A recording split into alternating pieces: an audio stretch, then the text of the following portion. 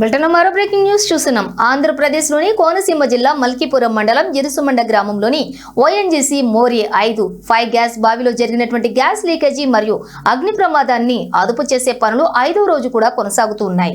గత 4 రోజులుగా చేస్తున్నటువంటి ప్రయత్నాల వల్ల మంటల తీవ్రత మరియు పరిమాణం గణనీయంగా తగ్గింది. నిపుణులు మంటలను పలు నిలువు దిశలోకి మళ్లించగలిగారు. అయితే సమీపంలోని సాగునీటి కాల్వ నుండి తాత్కాలికంగా కాలువను తవ్వి అధిక సామర్థ్యం గల ఫైర్ పంపుల ద్వారా నిరంతరం నీటిని చిమ్ముతూ వాటర్ బ్లాంకెట్ ఏర్పాటు చేశారు. దీనివల్ల బావి వద్ద ఉష్ణోగ్రతలు తగ్గుముఖం పట్టాయి.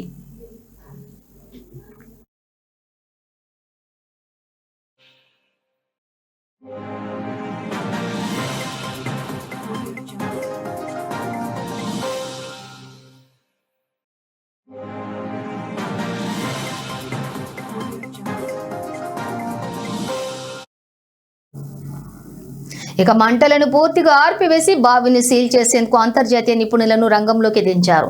శిథిలాల తొలగింపు కోసం బావి వెనుక భాగం నుండి అప్రోచ్ రోడ్డును పూర్తి చేశారు. అయితే బావిని మూసేసేందుకు అవసరమైన భారీ యంత్రాలను నర్సాపురం మరియు ఇతర ప్రాంతాల నుంచి తరలిస్తున్నారు.